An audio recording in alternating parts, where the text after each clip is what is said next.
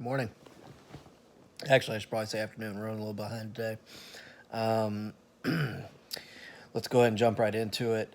We've got a couple of one announcement I'm going to make. Probably, I know we've got a lot of people that are working ahead and they need to take advantage of the time that they have when they have it. Let's make sure, though, if you do that, to go back into your assignment to make corrections if you don't get to watch the video lecture. Okay, the risk you take doing the work ahead of time is that you don't watch the video lecture and therefore get really easy answers. All right, there, I said it. So just keep that in mind. I understand people got to take advantage of the time they have when they have it. If you've got a laptop in front of you once a week, I know you got to go ahead and get stuff done when you can. But make every effort you can to go back and redo any questions that end up not being correct. All right, if you don't get to see the video. Let's go ahead and jump into it. Today we're covering the Cuban Missile Crisis and the Kennedy assassination, right? Um, so let's go get started. Who is Nikita Khrushchev? Well, we answered that question yesterday. In the picture, I told y'all yesterday he looks like Porky Pig. In the picture, he's that guy hugging Fidel Castro. He's got a big old grin on his face, bald. I think he looks like Porky Pig to me. You know, but he was the leader of Russia, of the Soviet Union at that time, right? And a big topic of discussion, I don't think I mentioned this yesterday, and I should have. My arm's getting tired, sorry, was that a lot of the 1960 presidential election hinged on how the candidates would deal with Khrushchev, right? A lot of people felt like Kennedy would get punked by him. And in that case, that happened a couple times. Khrushchev hit on Kennedy's wife in New York at one point in time in front of him. So if you're Kennedy, you're not happy about that. I know I would not be. Now, Fidel Castro. Castro was basically led a overthrow of the government in Cuba in 1959 and turned Cuba communist, right? But up to that point, Cuba is where Americans would Cuba was where Americans would go to. Rich Americans would go on vacation. They saw it as it was paradise. Cuba is a beautiful country. It's the weather's great. Um, uh, Castro turned it into a communist country, and for a long time, Castro ruled that country with an iron fist. He was very much a dictator. Any Cuban friends that you may have, if you're from Cuba, you've heard the stories from your parents and your grandparents. You don't like the guy. All right.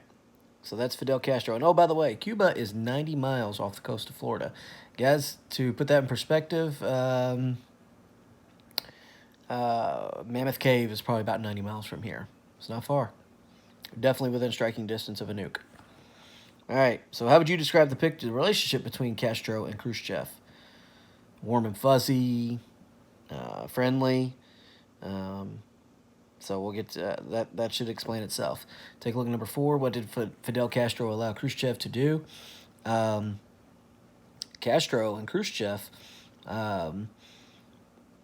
Castro allowed Khrushchev to keep Soviet missiles in Cuba and had them pointed right at the United States. Again, 90 miles off the coast of Florida. It's not far. A lot of people felt like this was... a lot of people felt like because of this that nuclear war was going to happen, hence the name the Cuban Missile Crisis. Right? Lasted about 13 days, this whole situation did. Number 5, why or not should Americans have panicked over the Russians being allowed to keep nukes in Cuba? Again, guys, proximity. It's all about proximity. Some of those nuclear missiles could have made it all the way to Toronto, Canada. So do you think they would have made it to Atlanta, to Louisville? Yeah. I believe one report I read was that if Atlanta was nuked, Louisville would feel it. That's bad. Now, take a look at some of the... I've got a newspaper headline from the New York Times. We've got a map here. The Bay of Pigs. So Kennedy is trying to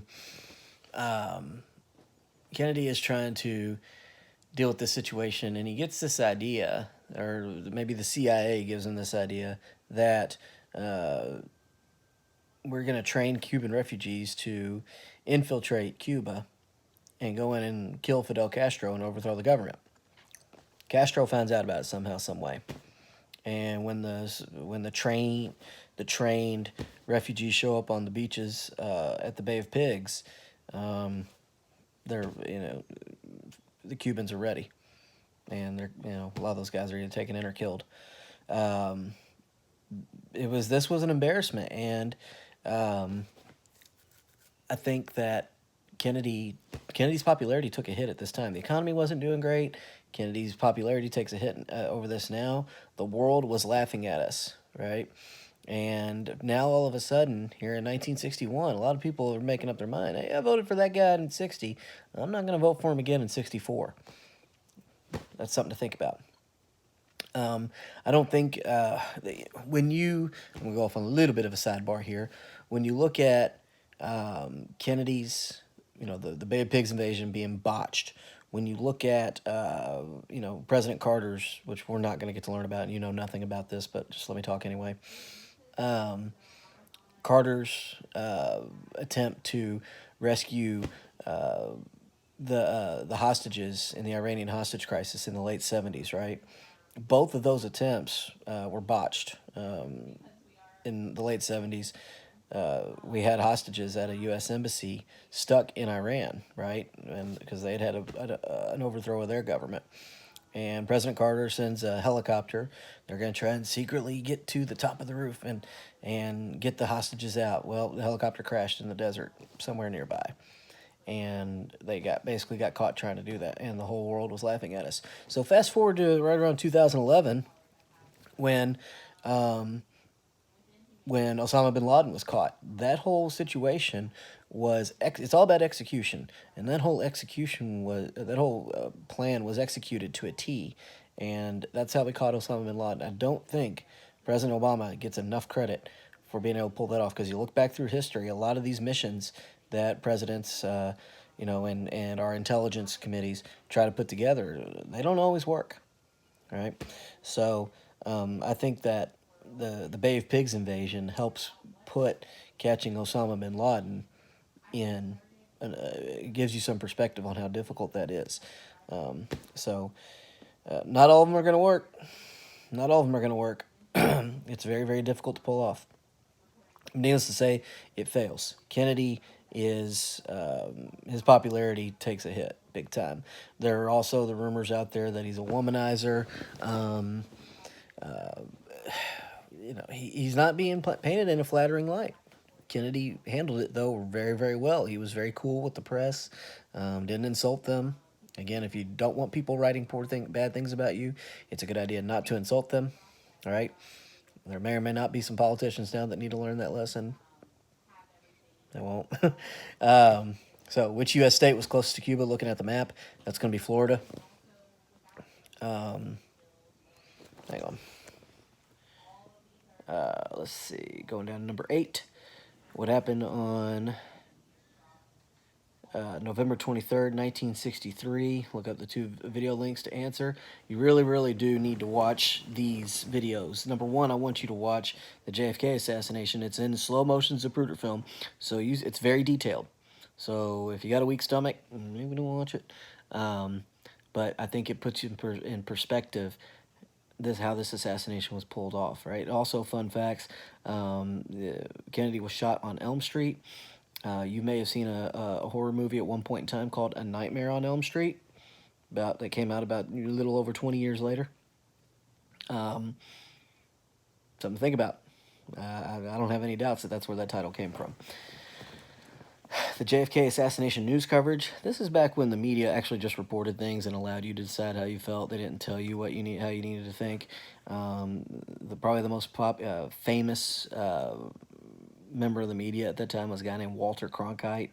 He was on the news every night, I think with CBS. I think it was with CBS. Maybe some of the olds in the audience will be able to tell me. Will be able to tell me otherwise. Cronkite, though, was considered to be the most trusted man in America. And you see when watching this video, you see raw emotion come from Cronkite when he has to break the news that President Kennedy is dead. So check that out.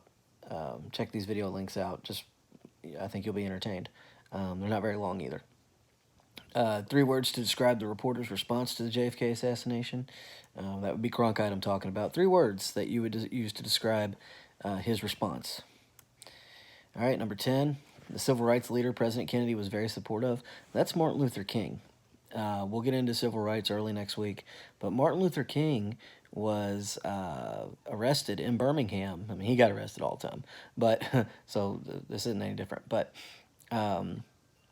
King's arrested in Birmingham, and it's in the early '60s while Kennedy is running for office, and I think that's when it was maybe.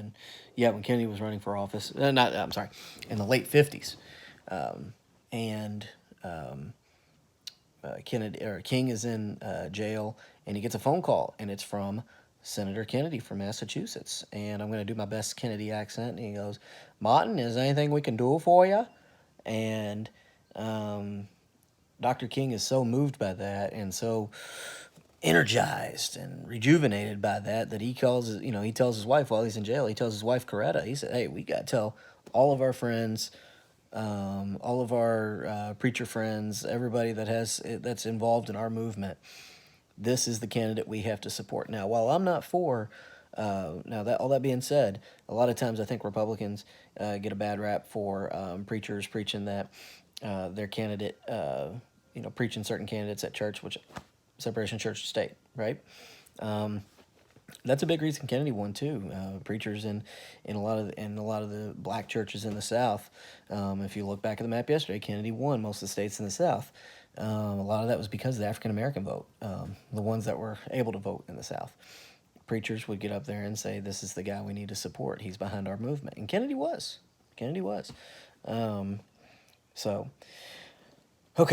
Martin Luther King. Take what you know now and explain who you think killed President Kennedy. Was it Fidel Castro and the Cubans? Was it the Russians? James Earl Ray. I'm sorry, not James Earl Ray. Crap, he shot Dr. King. There's so many people getting shot in the '60s, I lose track of the assassins. Lee Harvey Oswald. Right. Lee Harvey Oswald had spent time in Russia in some of the before all this took place, and so there were some connections, some speculation that he was connected somehow to the Russian government.